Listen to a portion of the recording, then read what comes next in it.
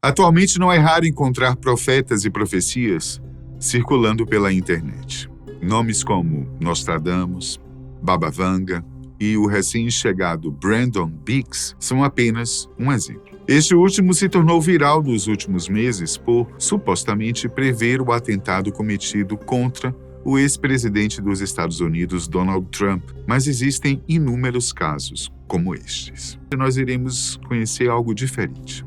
Vamos te apresentar a vida e os mistérios relacionados a Marie-Julie Janis, uma mística que viveu na zona rural do noroeste da França, uma região que era conhecida como Bretanha. Ela dedicou sua vida a serviço de Cristo e de sua mãe, a bem-aventurada Virgem Maria. E por isso foi agraciada com vários dons, inclusive profecias. Nesse vídeo você irá conhecer quais foram suas principais previsões, incluindo aquelas que já aconteceram e as que ainda estão por vir. Marie nasceu no dia 12 de fevereiro de 1850 em uma aldeia chamada Blan. Ela era a filha mais velha dos 5 filhos de um casal de camponeses humildes, mas cheios de fé. Quando tinha entre 13 e 4 anos, sua família se estabeleceu em La Froda, lugar onde a jovem se distinguiu por seu amor à oração e a sua devoção à cruz, símbolo do sofrimento redentor de Jesus. Mas depois que a mística recebeu sua primeira comunhão, sua devoção e intimidade com Cristo cresceram de forma vertiginosa. Isso fez com que, em 1870, aos 20 anos, ela ingressasse na Ordem Terceira Franciscana. É um tipo de consagração religiosa leiga em que as pessoas continuam a viver em suas casas e podem ou não constituir uma família. Marie-Julie não chegou a se casar, mas viveu conforme a regra de vida de seu santo padroeiro, neste caso, São Francisco de Assis. No entanto, em 1873, quando tinha apenas 23 anos, Marie foi diagnosticada com um câncer terminal em seu estômago. Os médicos a desenganaram, e tudo indicava que este seria o seu fim, mas, na verdade, era apenas o começo. Segundo consta nos relatos de sua vida, a jovem recebeu a visita ilustre da bem-aventurada Virgem Maria, a mãe de Jesus, que lhe veio pessoalmente lhe anunciar que ela seria curada. E não é só isso. Santa Maria também lhe fez um convite. Perguntou se ela aceitaria carregar as feridas de seu divino filho para vitimizar sua alma em desagravo aos pecados da humanidade, colaborando assim para a salvação dos pecadores. Maria aceitou, é claro. E a partir do dia 21 de março de 1873, ela passou a apresentar os estigmas de Jesus, as chagas, que foram criadas durante a paixão de Cristo, incluindo a flagelação, coroação de espinhos e a crucificação do Messias. A palavra estigma é derivada do grego que significa marca. Esse fenômeno milagroso é bastante raro e foi compartilhado por poucos santos, como a beata Anne-Catherine Emmerich, São Padre Pio e São Francisco, o pai espiritual da ordem de Marie-Julie Janis. Os estigmas mais comuns estão relacionados às 5 feridas provocadas pela crucificação de Cristo, isto é, as marcas deixadas pelos pregos nos pés, nas mãos, no lado que foi perfurado depois da morte, jorrando água e sangue, como está descrito em João 19:34. No entanto, essas marcas também representam outros ferimentos que Cristo sofreu, como as chagas nos ombros, provocados pelo carregamento da cruz, os cortes, feitos pelos açoites durante a flagelação, os sinais deixados nos punhos pelas cordas e as lesões na fronte e na cabeça, criadas durante a coroação de espinhos. Marie-Julie recebeu a maioria desses estigmas e os ferimentos se intensificavam às sextas-feiras, dia da paixão, e em alguns momentos litúrgicos, celebrados ao longo do ano como a Quaresma. Por mais de 60 anos, ela enfrentou o sofrimento físico, moral e espiritual que acompanham essas marcas. Tudo para se assemelhar a Jesus, sofredor na expiação dos pecados. E não pense que estamos falando de feridas qualquer, que podem ser facilmente reproduzidas. Marie-Julie Janis não chegou a ser canonizada pela Igreja Católica, mas inúmeros relatos e testemunhas atestaram esse fenômeno, inclusive aqueles que foram analisar o caso para provar o contrário, mas não conseguiram. Existem alguns requisitos, exigências, e características que precisam ser observadas para afirmar que uma marca é, de fato, a representação milagrosa de uma chaga de Jesus. A primeira delas, e mais óbvia, é que o ferimento não pode ser provocado por uma fonte externa e natural, mas deve surgir espontaneamente segundo a vontade de Deus. O segundo critério é que as feridas apareçam nos mesmos lugares em que Cristo foi ferido, aqueles que vimos anteriormente. E, em terceiro lugar, é preciso observar se as marcas se renovam ou se agravam nos tempos propícios, como as sextas-feiras e nas ocasiões em que se celebra a paixão. O quarto requisito é que as feridas provocadas pelos estigmas nunca infeccionam, nem cicatrizam. E isso não pode ser provocado por alguma outra condição física. Em quinto lugar, é preciso observar que as marcas sangram profundamente, mesmo que os ferimentos sejam superficiais e não tenham alcançado grandes vasos sanguíneos. Por último, e mais importante, os estigmas só surgem naquelas pessoas que praticam as virtudes mais heróicas e que têm um amor profundo e genuíno pela cruz. Se essa característica não for observada, nem será preciso gastar tempo com as demais. Ao que tudo indica, as marcas que Marie recebeu parecem se encaixar em todas essas condições. Até porque estes não foram os únicos prodígios que ela conseguiu alcançar. Muitos dizem que ela tinha o dom de distinguir o pão eucarístico do pão comum, como se fosse capaz de enxergar a alma de Cristo. Ela também seria capaz de diferenciar objetos abençoados dos não abençoados e de reconhecer as relíquias dos santos, inclusive dando informações precisas de sua origem. Além disso, ela teria deixado de comer por um longo período de 5 anos em que se alimentou apenas da Eucarística consagrada na missa.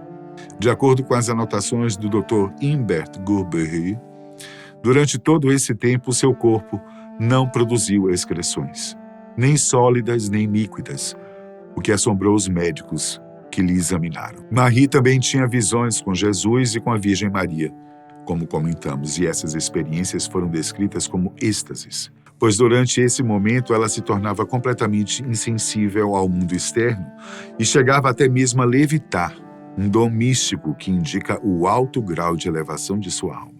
Tudo isso serve para nos indicar que podemos estar diante de algo realmente diferente e que as previsões que veremos a seguir possuem sérias chances de serem concretizadas, até porque algumas já foram. Por exemplo, a mística anunciou de antemão que o vulcão Mont Pelée, que fica na porção francesa do Caribe, iria entrar em erupção e, de fato, em 1902, o vulcão entrou em atividade e destruiu a cidade de Saint-Pierre, provocando a morte de quase 40 mil pessoas. Ela só não foi capaz de prever o evento como o descreveu enquanto estava acontecendo, mesmo estando em outro continente e sem ter acesso a nenhum meio de comunicação instantâneo. Ainda em 15 de setembro de 1881, ela anunciou todas as circunstâncias da morte de Melanie Calvert, a pastora de rebanhos que, junto do seu irmão, contemplou a aparição de Nossa Senhora de La Salette em 1846. Naquele tempo, as mudanças provocadas pela Revolução Francesa ainda estavam reverberando, especialmente nas regiões interioranas. Segundo a crença, a Virgem apareceu aos pastorinhos para que eles alertassem a humanidade sobre os perigos de tirar Deus de seu lugar central para colocar as coisas efêmeras como o trabalho, bens e o próprio homem. Tudo isso também teria sido revelado a Marie-Julie Janis, incluindo a morte de Melanie Calvat, que se deu em 15 de dezembro de 1904 em Altamura, na Itália, 23 anos depois que fora profetizado. Nesse sentido, Marie também previu as perseguições religiosas que foram desencadeadas naqueles tempos. Ela viu como a igreja seria separada do Estado e teve visões em que os crucifixos eram retirados dos hospitais, escolas e prédios governamentais, o que realmente aconteceu com o advento do Estado laico, especialmente nos países europeus. A mística também foi capaz de prever a eleição do Papa Pio X, depois da morte do seu antecessor, Leão XIII. Alguns dias antes da abertura do conclave, Marie teve a seguinte revelação: o cardeal Adriático é escolhido por Deus. Seu reinado será o de Cristo. Ele não durará muito e será chamado de Pio. De fato, seu papado durou apenas 11 anos, o que pode ser considerado curto, considerando a tradição da Igreja Católica. Além disso, Pio X era considerado conservador e trabalhou muito para reproduzir algumas mudanças na Igreja que, segundo ele, estava se perdendo. Ele instituiu a Eucaristia diária para os sacerdotes e restaurou as orações devocionais à Virgem Maria, o que condiz com as previsões de Marie Julie. Outro fato impressionante está relacionado à previsão dos maiores conflitos do século XX. Isso é, a Primeira Guerra Mundial, que eclodiu em 1914, e a Segunda, que teve início em 1939. Além disso, ela profetizou acerca da Guerra dos Boers, um conflito armado que ocorreu na África do Sul e envolveu tropas holandesas e francesas contra o exército britânico, pelo domínio das minas de ouro da região. E como se não fosse suficiente, Marie também previu o conflito que se desenvolveu na Argélia entre 1954 e 62. Este confronto, que tinha o objetivo de libertar o país colonizado, provocou a morte de mais de 300 mil argelinos e 30 mil soldados franceses, além de causar o êxodo de quase 1 milhão de colonos. A mística disse: a terra dos árabes triunfará sobre os pobres exércitos franceses. Todos os padres daqueles religiosos terão que passar pelas mais cruéis misérias e, de fato, muitos padres católicos foram perseguidos, além dos combatentes e civis de ambas as nacionalidades, que pagaram com suas vidas. Sabendo de tudo isso, que foi profetizado e realmente aconteceu, as pessoas que conhecem a história de Marie Julie e Janie agora estão de olho nos próximos acontecimentos, que indicam que nosso mundo talvez nunca mais será o mesmo. Isso porque a profecia mais importante da mística está relacionada aos eventos que atualmente nós relacionamos ao fim dos tempos. Ela os chamou de os 3 dias de escuridão. No dia 4 de janeiro de 1884, ela disse: a crise explodirá repentinamente. Os castigos serão compartilhados por todos e acontecerão um após o outro sem interrupção. Segundo ela, os 3 dias de escuridão ocorrerão em uma quinta, uma sexta e um sábado. Os dias consagrados à devoção do Santíssimo Sacramento, à cruz e à Nossa Senhora, de acordo com a liturgia da Igreja Católica. A profecia diz que a terra será coberta de escuridão e que o inferno será libertado entre nós. O céu irá arder e o solo se partirá. Durante esses 3 dias, nenhuma luz irá brilhar, a não ser pela chama de uma vela abençoada. Quando este dia chegar, será preciso procurar um abrigo, fechar todas as janelas e não abrir nenhuma fresta até que a profecia se cumpra. Ninguém fora de um abrigo sobreviverá.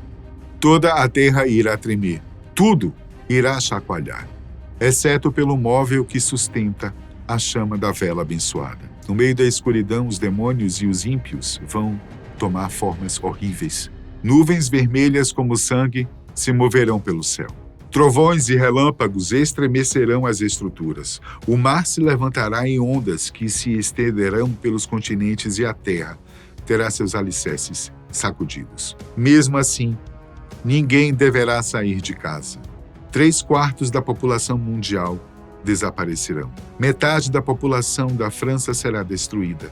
A terra se tornará um enorme cemitério com os corpos dos ímpios e dos justos cobrindo as ruas. Ao final deste período, quem for capaz de sobreviver às provações por se refugiar na luz da vida eterna, contemplará o renascimento do sol e viverá sob um reino de paz e harmonia. É assustador. Mas a parte mais enigmática vem a seguir.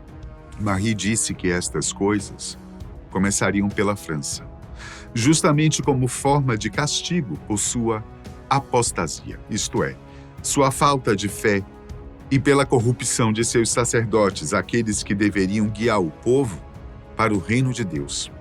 Em uma de suas profecias, ela diz o seguinte: essas grandes promessas que os próprios chefes da igreja desprezam. Eles não querem ver a luz. É inútil para o clero ter ilusões sobre os caminhos tortuosos do abandono das orações mentais e vocais. A pobre gente que entende abandonaram a igreja e buscam diversão por outro lado. A pobre gente, a pobre França, o pobre clero, perderam a verdadeira luz da eterna sabedoria por causa de seu egoísmo.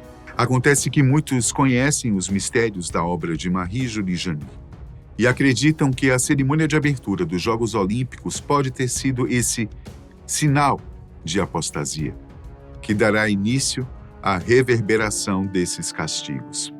Igrejas cristãs do mundo inteiro repudiaram a releitura feita da passagem bíblica na Última Ceia, um ato transmitido para o mundo inteiro diretamente de Paris, a Cidade Luz. Será que realmente devemos esperar o pior? Ou essas relações não passam de exageros moralistas? Deixa a sua opinião aí nos comentários. Tá bom? Até a próxima. E que o mundo não acabe